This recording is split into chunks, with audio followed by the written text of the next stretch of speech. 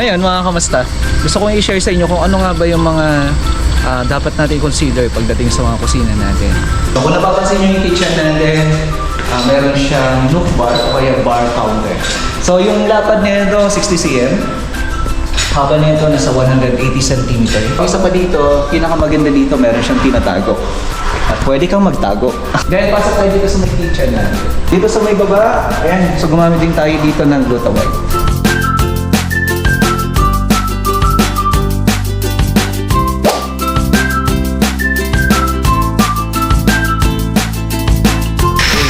Welcome back sa ating panibagong vlog. Ayan, dito tayo ngayon sa Ross 5 project natin. At gusto ko ipakita sa inyo yung malapit-lapit na turnover natin dito. So, ibig sabihin, ano nga ba yung mga ginawa namin, lalo na sa ating kitchen, mga kamasta, no? Kitchen. So ito i-share ko sa inyo. Ayun mga kamasta, gusto kong i-share sa inyo kung ano nga ba yung mga dapat natin consider pagdating sa mga kusina natin. Kung ano nga ba yung pinaka the best, ano nga ba yung pinaka maganda. So ito simple lang naman siya, pero sabi ko nga elegante. So pasok tayo doon at alamin natin. Then konting pasilip na rin natin dito sa may nalalapit na turnover project natin dito sa Rojas number 5. Actually may isa na lang nakakabit dito eh, mga glasses lang naman na, then okay na. So ngayon tara muna at pag-usapan natin. So pasilip ko na rin sa inyo.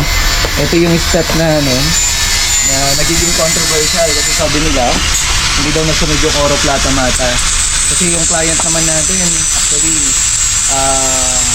hindi ko naman siya tinanong kung naniniwala siya sa mga ganon, pero as part na rin ng mga tao nanonood, mga kamasta, syempre may mga comment yan ba't hindi daw nasunod, pero hindi ko alam kung ano yung paano yung pagbibilang pero sabi ko nga Oro Plata Mata Oro, pero sabi naman nila tama naman daw, no? So bahala na. Pasilip ko na rin sa inyo yung ating TV console, no? So pasilip natin. Okay, ilawin natin dito lahat. Okay, so kita niyo po yan, napakasimple, no? Ito yung sinasabi ko na simple lang pero elegante. So marami naman tayong mga pamamaraan na paggagawa ng bahay. Pero sabi ko nga sa inyo, nasa sa inyo na lang kung paano siya gagawin, paano niya de-deploy. Actually, sa interior nito, halos tayo po lahat ng gumawa nito. So sabi nga ni client, ikaw na yung bahala kung ano yung pwede natin gawin. Ano nga ba yung ikakaganda ng bahay o kaya yung dream house ni Ma'am Janet, no? So tara sa kitchen natin. Abangan niyo to. So dito sa kitchen natin, yan, napakasimple lang naman yung kitchen natin. So kung napapansin niyo yung kitchen natin, meron siyang nook bar o kaya bar counter. Tingnan niyo yung height. So ako ay 6'7", no, yung height ko. So halos nandito siya. So yung sukat po nito ay nasa 110 cm. Kung saan, kung ako sana nakikipag-usap sa inyo, ay nakarelax lang ako pag nakatayo. Kasi ang uupuan naman natin dito kung sakali high chair po yan. So yan po yung main na pinakamaganda pagdating sa kitchen. Dapat hindi mababato, hindi rin naman masyado mataas. Dapat nasa eksaktong sukat lang siya. So yung 110 cm na yun, enough na po yun para sabihin natin na saktong-sakto. Kasi ako talagang nasa standard height ng Pilipino no? So yung lapad nito 60 cm, haba nito nasa 180 cm. So enough na po yun para dito sa may nook bar or bar counter natin. And then dito, gumamit ako dito ng fluted panel. Fluted panel na 4-in-1, gray. Bakit nga ba gray? So kinontrast lang natin yung wall. From flooring. Kasi may something gray siya. Kasi marble nga. No? So inadapt na natin yun. Kasi kung napansin nyo dun sa may TV console natin, naka-hang o kaya naman naka-float. No? So wala siyang continuity from flooring. Pero ito may continuity siya, so yan ang ginamit natin. And then yung isa pa dito, gumamit ako dito ng neon lights. Yan, para dun sa simpleng reflection lang naman. So wala naman tayong ganong pinapalabas yan, kundi reflection lang underneath netong ating nook bar. So dito, ang isa pa dito, pinakamaganda dito, meron siyang tinatago. At pwede kang magtago. So ibig ko sabihin, pwede kang maglagay dito ng mga glasses, wine. Gumamit ako dito ng 165 degrees na ating hinges. So para ma-open natin ng ayan, ganyang kaluwang. And then may sasara natin ng maayos. So hidden, kumbaga talagang hinide natin yan na simpleng paraan lang naman. So isa pa dito yung ating wine shelves. So ito included to sa kitchen natin. Actually, bakit nga ba siya included? Ang ginagawa ko kasi minsan ay kumbaga ito yung nagiging partition nung bago yung kitchen natin. Kasi kung isipin natin, pasok kayo dito. Isipin natin maigi. Kung itong bar counter natin o kaya itong bar natin nilagay natin somewhere, kumbaga doon, so paano na lang yung part na pupunta sa kitchen? So parang nawawala yung charisma ng kusina natin. Kasi usually ito yung nagiging dating ng mga kusina natin. And then ito na rin yung parang pinaka-part na start ng pagpunta mo sa kusina. Kasi kung dito man, kakain ka man dito, pwede pa rin. Kung gusto mo na dito ka magko-coffee, pwede pa rin. Kasi nga, malapit lang sa kitchen. So yun lang naman nun. Then bakit ako naglagay ng wine shelves dito? It's either wine shelves or something na pwede mo ilagay dito. Hindi naman siya necessary na wine yung ilalagay mo. So wala naman nakalagay dito for wine only. So parang ganon, no? So ang ginawa ko dito, nilagyan natin ng ilaw para at least, ayan, no? Kung may lalagay tayo dito, it's either picture, figurines, or something na kung pwede mo i-put up dyan, ay pwede, no? So para may dating. Kasi kung walang ilaw yan, isipin natin, walang dating. And then isa pa dito, ayan, eto pili na to ni client natin. Then pasok tayo dito sa may kitchen natin. Kitchen. So isa pa pala dito, gumamit ako dito ng quartz. Ang tawag natin dito Gluta White. And then dito pa pala, ayan, additional, meron tayong mga drawers. Lahat yan, working lahat yan, until dito sa taas. Yan. So ibig sabihin, napakaraming may storage. At ang isa pa dito, ang kagandahan niya, itong drawer na to, pag sinara mo, hindi siya maingay kasi soft close siya. So ito ay nandito sa may nook bar natin. No? And then ang isa pa dito, kung napapansin nyo to, yan, naka-chamfered siya. So ito yung tinatawag namin na seamless. Pag seamless, wala kang makikita mga door handles like dito. Base cabinet, wala kang makikita na door handle. High cabinet, wala rin. So seamless talaga siya. As in, wala kang makikita maliban dito sa may chamfered natin. Ito. Okay? So yan yung mga ginawa namin dyan. And then kung napapansin nyo, bakit mas malalim to? So naka-offset yung bandang taas. Para if ever na may kukunin tayo sa taas, actually, sabi nga nila, bakit daw napakataas?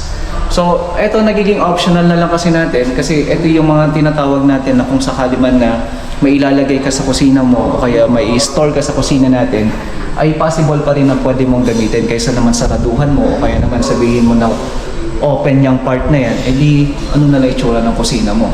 Kung ako, syempre gugustuhin ko yung maraming mga storage, maraming lalagyan. Lalo na sa mga babae, no? Alam niyo naman ang mga babae, meticuloso yan. At the same time, maraming korkorantong sa Ilocano. At the same time, ang gustong-gusto kasi nila yan, yung mga bagay na gusto nalang i-kept, lalo na kapag regalo ni Kumare, eh dapat nandyan. Yun lang yun. So, kung pwede mong gamitin to, naka-offset siya. Bakit nga ba naka-offset?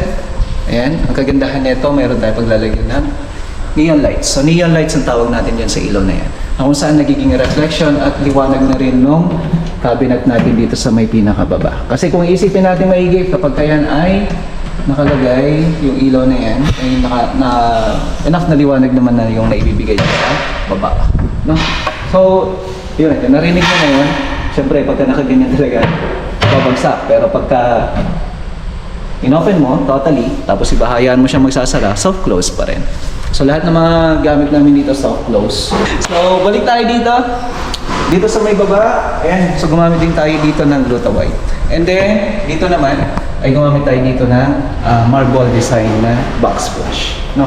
So, ang meron dito sa ilalim natin, syempre storage yan.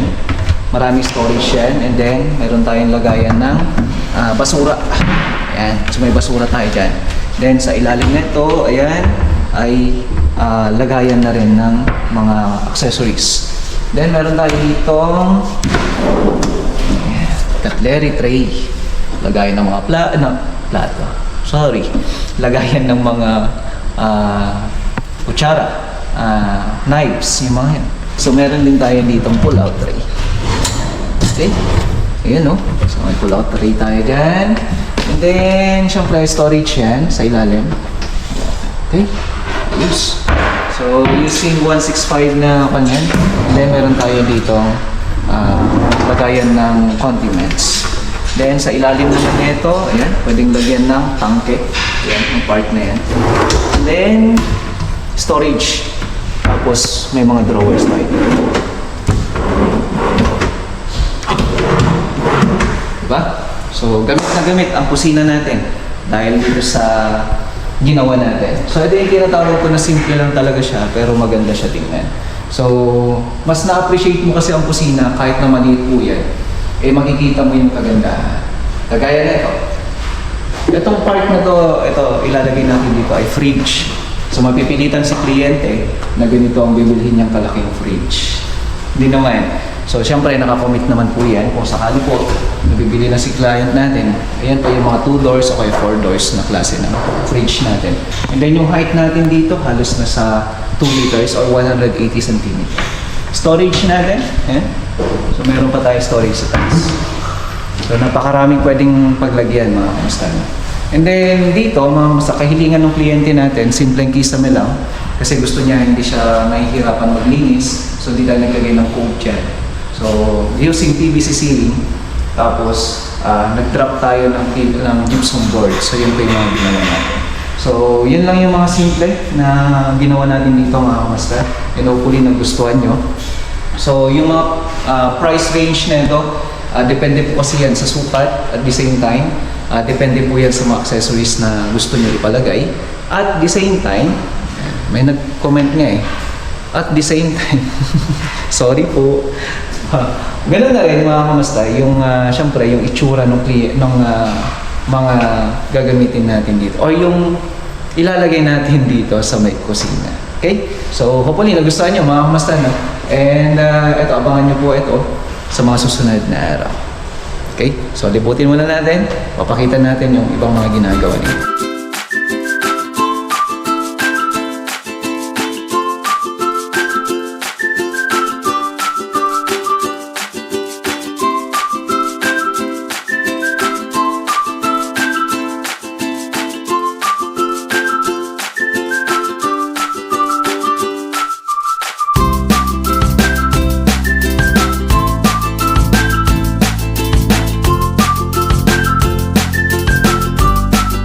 So, abangan nyo na lang yan mga kamusta sa ating mga susunod na videos. Actually, may second video tayo dito, yung update natin sa kabuuan ng proyekto natin.